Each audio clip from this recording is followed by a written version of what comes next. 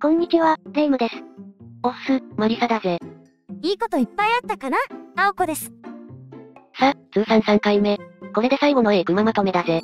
今回は、A クマで発表された活かした海外メーカーモデルまとめです。未参加メーカーもいたが、A クマ前に新型発表している。それらもまとめて紹介するから、ご心配なく。会社はあんまり追ってないって人も、この動画でサクッと情報収集していってください。所有感あふれる、各系モデル、11メーカーの新型を厳選してお届けだ。それでは、青月電子台、今回もスタートです。では、ゆっくりしていってね。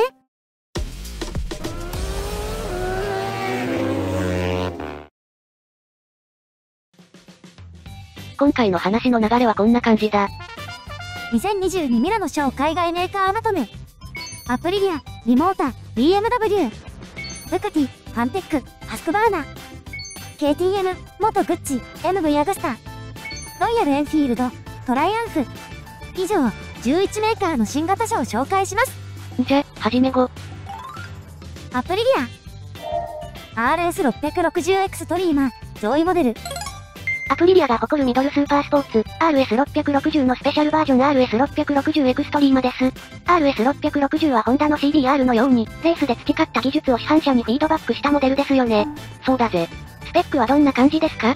水冷並列2気筒 659cc、最高出力は101馬力、車両重量は 166kg だぜ。電子制御はトラクションコントロール、コーナリング ABS、エンジンブレーキ、エンジンマップ、ウィリーコントロールで、クイックシフターも採用している。で、どこがエクストリーマなんですか？サーキット向けモデル RSV4 エクストレンタと同型のウイング上シートカウル、カーボン製フロントマットガードを装備。さらに SC プロジェクト製のエキゾーストシステムが装着されてるところだな。その結果、スタンダードより3キロ減となったぜ。最近リアウィングが流行ってますが、どう思います？かっこいいじゃないか。大賛成派だ。レース性能を追求したモデルはウィング装備が当たり前、ましてや空力追求は当たり前だのクラッカーだ。それに、元 GP でリアウィングをテストし出したのは、アプリリアのマシンが最初だぜ。レースで培った技術を市販車へフィードバックしてくれるメーカーに、拍手を送りたい。レーサー並みの技術がないと、こうした効果は体感できないと思いますが、それは男のロマンってことで。エレクトリカ、コンセプト。アプリリアが考える未来の電動バイク、それがエレクトリカプロジェクト、だ。電動化は海外メーカーも積極的に取り組んでるんですね。もちろんだ。電動といえば BMW の CE04 や、キムコのキムコ F9、ハーレーのライブワイヤとか、仕切り直しになったやつ。で、エレクトリカは1975年からグループが蓄積してきた電気駆動技術を駆使して作られたモデルだぜ。シンプルで軽量な車体、キーレスなどの実用重視の装備、安全走行のための電子サポートも搭載されてる。しかし残念ながら、これはモックアップみたいですね。そうだな。だからなのか、動力性能は不明だ。でもこれで、アプリリアでもガチ EV を開発していることが判明したわけだ。実際の登場時期は不明だけど、期待したいバイクだ。国内メーカーの良き EV ライバルになりそうです。その他モデル。それじゃ、アプリリアの最新モデルを一気に紹介するぜ。RSV4、カラーチェンジ。RSV4 は、アプリリアが2009年に発売した、水冷 V 型4気筒 999cc のオートバイだ。スーパーバイク選手権のホモロゲモデルですね。レース前提モデルの RSV4 ファクトリーは、さらなる性能アップを盛り込んだバイクだな。本気と書いてマジのやつ。どんな感じのスペック？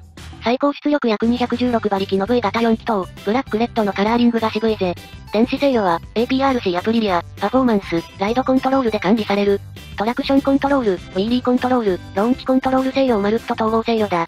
クイックシフトやレース ABS も搭載ですよ。2の V4、カラーチェンジ。2の V4 は、RSV4 をアップ版にして開発されたネイキッドモデルだぜ。このモデルもリアウィング装備してますね。オーリンズ製セミアクティブサスペンション、フロントのウィングレットも装備してる。お金かかってる。RS660、カラーチェンジ。RS660 といえば、去年発売となったスターズストライプのリミテッドエディションが印象深いモデルだぜ。スペックはどんな感じですか？ 659cc の並列2気筒エンジンは、先に紹介した V4 モデルのフロント側2気筒部分をベースにしたものだ。もちろん電子制御も満載だ。ライディングモードにトラコン、ウィリー制御、クイックシフター、クルコンな。ガチ SS タイプなのに、クルコンがあるのって、新鮮。RX125、カラーチェンジ。あれは、ガンダム。違います。軽量な車体で倒立サスペンション、ハードブレーキ時のリアタイヤ浮き上がりを抑制する機能など、充実装備な一台だ。これがあれば、誰でも楽しくオフロードが走れそうですね。この 905mm のシート高画面に入らぬか。それは無理です。絶対乗れません。RS125GP レプリカ、カラーチェンジ。アプリリアの鉄板オフ車、RX125 と同じエンジンを積む RS125 だ。GP レプリカってことですが、このカラーの元ネタはもちろん元 GP 参戦中、アプリリアレーシングチームの2022年モデルだぜ。RSV 譲りのアプリリア印、3連ライトデザイン、排気量に似合わないアルミフレームなど、存在感抜群だ。残念ながら日本は未導入ですね。リモータ KB4RC ニューモデル。2021年に川崎とビモータが業務提携したことで生まれたモデル、KB4 のネイキッド版 RC だぜ。水冷並列4気筒 1043cc、最高出力142馬力。忍者戦 SX 系のエンジンを搭載したモデルですね。その最新モデルがエクまで公開されたぜ。こちらをどうぞ。何このボリューム感。KB4 のカウルを剥いでネイキッド化しただけじゃない、ただならぬ迫力のあるボディデザインだ。燃料タンクを挟むようにリアへ伸びるサイドダクトは、リアに設置されたラジエーターにつながる。これは独特なスタイル。川崎おなじみの交換トレリスフレーム、ブラックでまとめたカラーリングは、KB4 より派手派手だ。このモデルも限定なの？限定じゃないぜ。イタリアのビモーター HP でオーダー受付中だ。ちなみに、KB4 はおいくら万円？ 437.8 万円だ。購入券は抽選で、現在は第41期購入受付中だぜ。BX450 ニューモデル。ビモータ川崎の次のジャンルコラボは、なんとオフ車ですか？そうだ川崎の KX450X をベースに開発された BX450 の登場だぜ。なんと、ベースモデルが公道走行不可のレースモデル、KX450X なんて、ビモータのオフ車は楽しみなんですが、きっとバッキバキのコッテコテの超スパルタン仕様で、わわわわわわわわわ。いや、大丈夫だ。ビモータのバイクは、見た目は神々しくド迫力だが、どれも軽量でツーリングも快適にこなすコンフォート仕様だぜ。そして超高級車ですけど。で、BX450 はレース仕様の KX450X を、公道走行可能なエンドゥーロマシンに仕立て直してるぜ。カバーなしの 10.7 リットルビッグタンクは、いかにも普通じゃない樹脂むき出しで雰囲気が漂うし、ローンチ制御ありの 449cc エンジンはトラコン装備、切り替えスイッチもでかくて扱いやすくなってる。あれ？公道走行可能って言ってたけど、ウィンカーやバックミラーが見当たらないよ。公道走行も視野に入れた構成って仕様らしい。実際のところは不明だ。KX450X の国内仕様は 103.4 万円。ビモータブランド課題はおいくらなんでしょうね。国内導入のアナウンスはなかったが、果たして日本上陸はあるかな？ BMW R1250RS マイチュン。今回の BMW の目玉はこいつだな。BMW の R シリーズ最新モデル、R1250RS だぜ。R シリーズって、どんなバイクだっけ？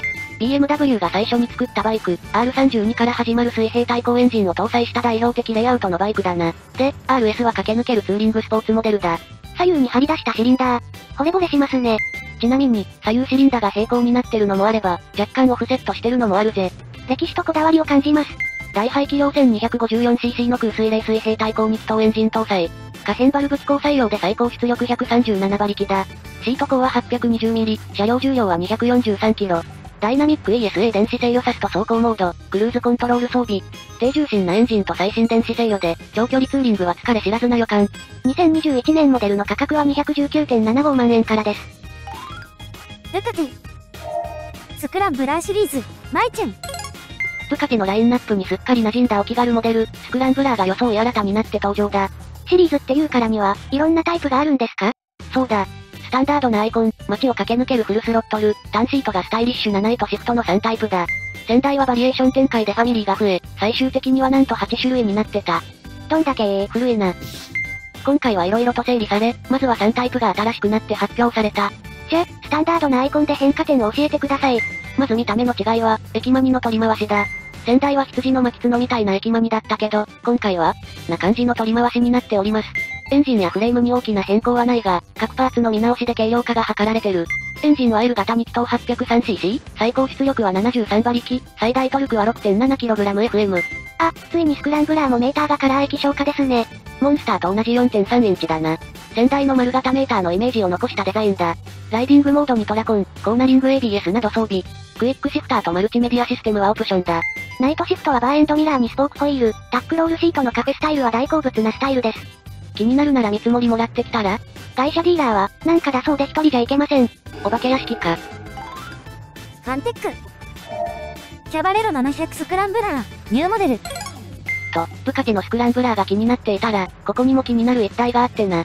キャバですか？略すな。キャバレロは現行モデルで 125cc と 500cc の2車種展開だが、今回は 700cc が追加されたんだよ。そうなんですね。で、このモデル、実は日本メーカーと繋がりあるんだよ。そうなんだ。どこに繋がってるの？このエンジンの造形と CP2 の刻印、どこかで見たことないか？あ、これってヤマハのクロスプレーンエンジンじゃ？正解。これはヤマハ MT-07 に搭載されてるエンジン、らしきものだ。でもどうしてこうなった？ヤマハは欧州でエンジン製造する、元売り、ミナレリってグループ会社があったんだが、2020年にミレナリ株式を業務提携先のファンテックへ譲渡。ヤマハとファンテックのパートナーシップ強化を図ったんだ。その結果が、今回のヤマハ CP2 エンジンを使ったファンテックマシン、ってわけだ。どんなマシンなのか気になります。エンジンは水冷並列2気筒 689cc、最高出力は76馬力、最大トルクは 6.9kgfm。道の駅に止まってたら、見入ってしまうバイクですね。デザインはキャバレロ500とほぼ同じ。排気量アップで重量感がマシマシだ。こうしたデザインのバイクに、躊躇なく乗れるセンスが欲しい。ハスクバーナ。カラーチェンジがメインなので、さらっと紹介するぜ。701エンデューロ。カラーチェンジ。2016年に登場したオフ、オンどちらもいける、ハイパフォーマンスモデルですね。水冷単気筒 692cc、約75馬力のビッグシングルエンジンだ。シートの高さは 925mm な。これは絶壁。それに相当な振動がありそう。2つのバランサーシャフトの装備で、振動はかなり軽減されているって話だぜ。701、スーパーモト、カラーチェンジ。こちらは、先ほど紹介した701エンデューロにオンロードタイヤを履かせたモタード仕様だぜ。コンパクトで軽量な車体に水冷単気筒 692cc、約75馬力の単気筒エンジンを積んで、シート高は 890mm。800mm 台なのでなんとか、なりそうにないですね。じゃ、お次は KTM だ。KTM。RC、8C、マイチュン。KTM で RC といえば、レースコンペティションの頭文字を取ったモデルですね。発売はオンラインで200台限定で、発売開始数分で売り切れたって話だ。水冷並列2気筒 889cc で最高出力135馬力、車両重量は142乾燥 kg だぜ。サーキット専用モデルなので、コクピットレイアウトはプレステボタン状態、電子制御はフルカスタマイズ可能だ。お値段は$59,900、日本円で約800万円です。絶対買えないけど、お金があれば買えるってことで満足。690、エンデューロ、R、カラーチェンジ。KTM の伝統、軽量、コンパクト、ハイスペックを守り続ける LC4 エンジン搭載の大排気量エンデューロレーサーですね。水冷単気筒 692.7cc、単気筒だけど高回転まで気持ちよく吹け上がる超強力なエンジンだ。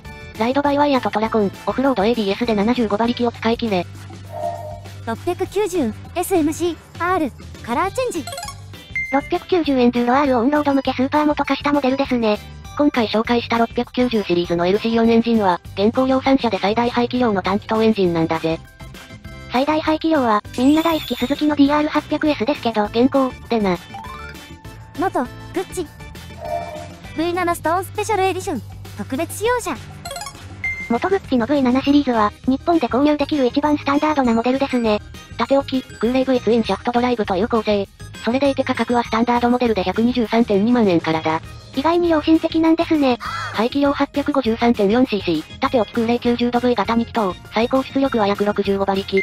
そんなモデルのスペシャルエディションが登場だぜ。SE 専用の燃料タンクデカールやエンブレム、特別塗装のバルブカバーにアローエキゾーストシステム。全体的にブラックでまとめられた、高級感あふれるモデルとなっていますね。スペシャルですから。V7 パレス、グッチ、特別仕様車。V7 には、もう一台特別仕様があるんですよね。これだな。元グッチといえばイタリアといえばグッチ。グッチといえば、グッチ雄三。グッチといえば、最近はロンドン発のスケーターブランドパレスとのコラボが話題だ。そんな3社のコラボで生まれたバイクだ。堂々と決めてますが、パレスはもちろん知らないよね。知ってるぞ。シュプリームとかスチューシーとか、よく見かけるロゴの仲間。かな？はい、その程度です。この方面の話題には疎いので、これで勘弁。V7 ストーンがベースのスペシャルモデルは、50台限定で日本からも購入できる。雄三好きの方はぜひどうぞ。拾ってくれて、ありがとう。ボルトキューボバースペシャルエディション、特別仕様車。ファットタイヤにチョップドフェンダー与えた、元グッチを現代風ボバーカスタムしたモデルだ。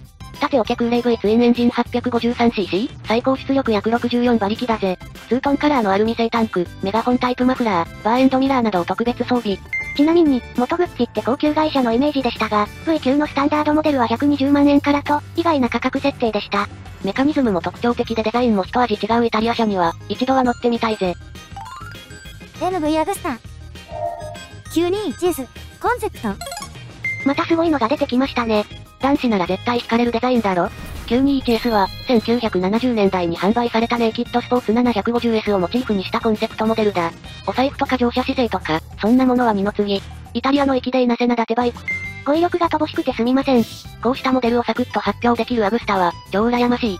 ぜひホンダも CBS コンセプトをサクッと発表してほしいですね。その話題は、スーパーベローチェセンセリオロ、プロトタイプ。これも、男子の夢を形にしたモデルじゃないですか。アグスタのネオクラシリーズ、スーパーベローチェの最新作だ。並列4気筒 998cc、最高出力208馬力、車重 194kg 剣、シート高は 845mm。ボディデザインは、割れた背筋が隆起したようなマッシブなフェアリング。テール下には GSR よろしくな4本並んだマフラー。なぜそこで GSR？ 好きだから。そしてアグスタも最近のトレンドに乗っかってウィングレット装着ですか？乗っかってないぞ。GP マシンにウィングレットを持ち込んだのは、MV アグスタが世界初なんだぜ。なんと、機能的で歴史もあり、そしてデザインも秀逸。アグスタって全部持ってますやん。かっこよすぎて乗れませんが。アグスタの宝石は、来年のモーターサイクルショーで確認しましょう。ラッキーエクスプローラー、9.5、5.5、ニューモデル。去年のエイクまでプロトタイプで登場したモデルですね。まだ発売されていなかったんだ。だな。MV アグスタが新しく参入した ADV セグメント第一弾モデルってことで、じっくり時間をかけて開発中だ。予定では、2023年の第一四半期に欧州で発売予定だぜ。9.5 は水冷直列3気筒 931cc、最高出力約123馬力、重量は 220kg 乾燥。5.5 は水冷並列2気筒 550cc、最高出力約47馬力、重量は 220kg 乾燥だ。主な装備はライディングモード、コーナリング ABS、フルアジャスタブルサスペンション、スマホ接続などだ。大きな違いは、気筒数と排気量、それに見た目ですね。7インチの液晶カラーメーターも目を引くぜ。集合写真もバッチリ表示できるサイズです。おい。MV アグスタは、どのモデルも200万円スタートだ。5.5 がどれぐらいになるのか楽しみだぜ。ロイヤルエンフィールド。スーパーメテオ650、ニューモデル。これがスーパーメテオ。夜空と流星を背景に佇む姿は、かっこいいぜ。この雰囲気に憧れる。こないだメテオを見る機会があったのですが、写真で見るよりボリューミーでしたよね。スーパーメテオの実写も、かなり迫力がありそうだぜ。エンジンは空冷並列2気筒 648cc、最高出力は47馬力、シート高は 740mm で足つきも心配なしだ。車両重量は 241kg なので、ちょっと不安ですけどね。大丈夫。クルーザーだしこの重量はメリットだ。クルージングでの安定性はバッチリだと思うぜ。前向きだね。で、丸型アナログメーターは単倍ターンの簡易ナビ装備。このタイプには、やはりアナログメーターですよ。こうしたオールドスタイルなモデルもかっこいいな。冒険してもいい頃なら、ぜひスーパーメテオをどうぞ。トライアンフ。ストリートトリプル、76R、マイチュン。一度見たら忘れないこの形。最後の締めはトライアンフのスピードトリプル765だ。2023年モデルは、ラインナップが R、RS、元2エディションの3タイプに整理されましたね。でもなぜ元2エディション？トライアンフは元 GP の元2クラスにエンジン供給しており、その技術で大幅な改良が加えられての登場だ。R の最高出力は120馬力、RS は130馬力アップ。クイックシフターも全車標準装備。コーナリング ABS、トラクションコントロール、ライディングモードも搭載だ。で、元2エディションは？ RS をベースに、ナムコ大の限定モデルが元2エディションだぜ。オーリンズ製のフロントフォーク、カーボン製のカウル、元2専用ロゴの採用、シリアルナンバーも刻印される。日本への割り当ては100台だ。で、お値段は？ R が 119.5 万円、RS が 149.5 万円、元2エディションが 189.5 万円だ。スタンダードはリーズナブルだけど、元2エディションはいい仕事してますね。トライアンフのファンなら、レースで鍛え抜かれた行動走行できる元2マシンをぜひたしなんでほしい。さあ、これで今回紹介するバイクは以上だぜ。お次は終わりの一言です。